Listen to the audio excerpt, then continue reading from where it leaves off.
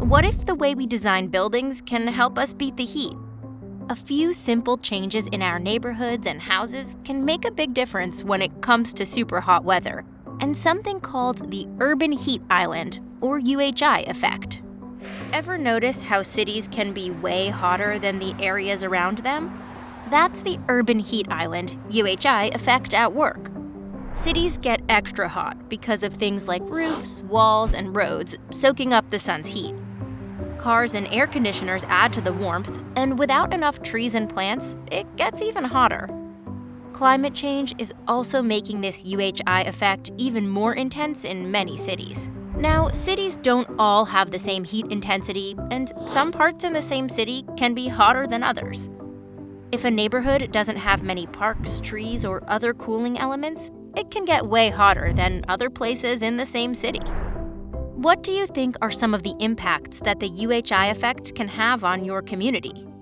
Do you think the neighborhood where you live or go to school is an urban heat island? Do you think urban heat islands get more or less intense during a heat wave?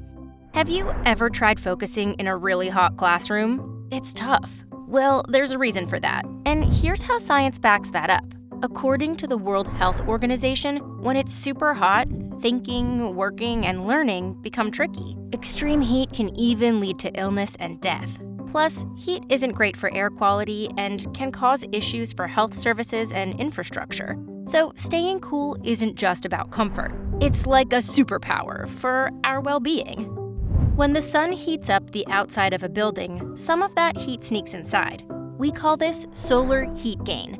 When it's hot, more folks crank up their air conditioners at the same time, creating a big demand for electricity. This can increase pollution from power plants, and it might even overload the power system, leading to brownouts or power outages. So how do we handle the heat in our neighborhoods? Well, there are a lot of strategies, but right now let's talk about one cool idea: designing buildings that reflect sunlight away instead of soaking it in. The sun is the main source of energy for our planet. Sunlight reaches the Earth in 3 ways: UV, visible, and infrared rays. When things like roofs or walls absorb these rays, they get super warm and make the air around them hot too. The radiative properties of roofs and walls affect how they take in the sun's energy and can make a big difference in how hot a building gets. We measure a material's radiative properties on a scale from 0 to 1, with 1 being the coolest.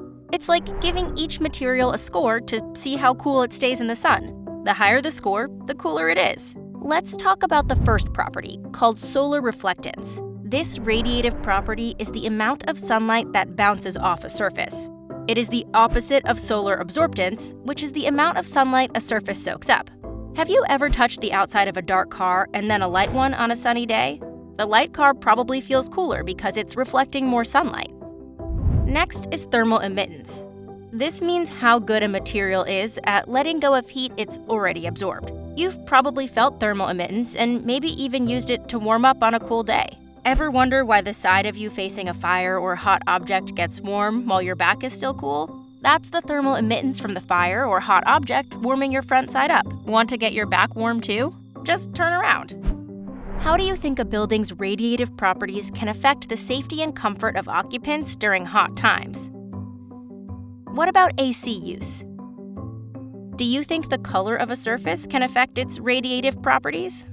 Imagine if roofs and walls could bounce away more sunlight than usual. We call these cool surfaces.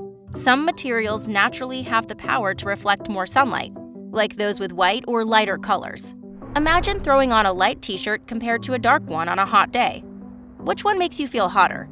Darker materials can have cooling powers too, if they're made with special pigments that reflect infrared light.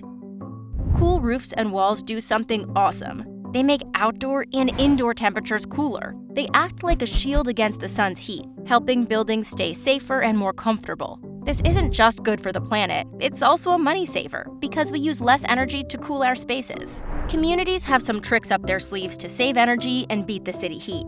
In California, they're all about cool roofs. They're required on most types of buildings to keep things chill. And guess what? Other states and cities are in on the cool surfaces action too. It's not just plain roofs and walls that can make a difference. Across the country, artists are creating murals using reflective paints to help their communities stay cool, in more ways than one. What an awesome way for art and science to work together. Scientists predict that cities will continue to get even hotter because of climate change, and their heat islands will make it worse. That's why it's super important to think about heat when we design new buildings and neighborhoods. Just look around your own community. What cool ideas can you think of to beat the heat?